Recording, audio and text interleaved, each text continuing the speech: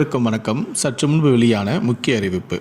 மகளிர் உரிமை தொகையில் புதிய பயனாளிகள் எப்போது சேர்க்கப்படுவார்கள் என்பது தொடர்பான விவரங்கள் வெளியாகியுள்ளது. இதை பற்றி விரிவாக தெரிஞ்சுக்கணும்னா கடைசி வரைக்கும் இந்த வீடியோவை ஸ்கிப் பண்ணாமல் முழுமையாக பாருங்கள். இந்த வீடியோக்குள்ளே போகிறதுக்கு முன்னாடி இந்த வீடியோக்கு ஒரு லைக் பட்டனை ப்ரெஸ் பண்ணிடுங்க.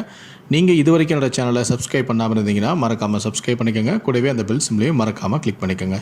சரி, வாங்க இப்போ வீடியோக்குள்ளே போகலாம். கலைஞர் மகளிர் உரிமை திட்டம் விரைவில் மேலும் விரிவுபடுத்தப்பட உள்ளது. இந்த முறை இதில் கூடுதல் பயனாளிகள் சேர்க்கப்பட உள்ளதாக தகவல்களும் வெளியாகியுள்ளன. அதன்படி முன்னாள் அரசு ஊழியர்களின் மனைவிகளுக்கு பணம் கிடைக்கவில்லை. அவர்களுக்கு இந்த முறை பணம் கொடுக்க திட்டமிடப்பட்டும் உள்ளது. அதேபோல முன்னாள் கார்ப்பரேஷன் ஊழியர்களின் மனைவிக்கும் பணம் கொடுக்க ஆலோசனை செய்யப்பட்டு வருகிறது. இந்த திட்டத்தின் கீழ் புதிய பயனாளிகளை சேர்க்க விண்ணப்பங்கள் ஜூன் 2ஆம் வாரம் வழங்கப்பட உள்ளது.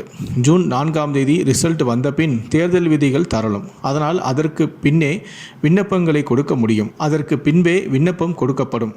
இந்த திட்டத்தில் கடந்த ஜனவரி மாதம் கூடுதல் பயனாளிகள் சேர்க்கப்பட்டனர். இந்த திட்டத்தில் இந்த மாதம் இதே திட்டம் மறுவாழ்வு முகாம் பெண்களுக்கும் விரிவுபடுத்தப்பட்டுள்ளது. அதற்கான ஆணையும் வெளியிடப்பட்டுள்ளது. அதேபோல இதுவரை விடுபட்ட பெண்களுக்கும் பணம் அனுப்பப்பட முடிவும் செய்யப்பட்டு உள்ளது. கலைஞர் உரிமைத் தொகை திட்டத்தில் கடந்த ஜனவரி மாதம் கூடுதல் பயனாளிகள் சேர்க்கப்பட்ட நிலையில் 90% மகளிருக்கு உரிமைத் தொகை சென்றுவிட்டது என்றும், தகுதியான ஒரு சிலர் விடுபட்டு இருந்தால் அந்த பட்டியலை மாவட்ட ஆட்சியரிடம் வழங்க திமுகவினருக்கு அமைச்சரான உதயநிதி ஸ்டாலின் அறிவுறுத்தியுள்ளார். தேர்தலுக்கு பின் இவர்களுக்கும் பணம் வழங்கப்படும் எனவும் எதிர்பார்க்கப்படுகிறது. சமீபத்தில் கூட இது தொடர்பாக பிரச்சாரத்தில் பேசிய அமைச்சர் உதயநிதி ஸ்டாலின், 1 கோடி பேருக்கு இந்த திட்டத்தில் பணம் கொடுக்க வேண்டும். 1 கோடியே 60 லட்சம் பேர் விண்ணப்பம் செய்தனர். 1 கோடியே 14 லட்சம் பேருக்கு இப்போது கொடுக்கின்றோம்.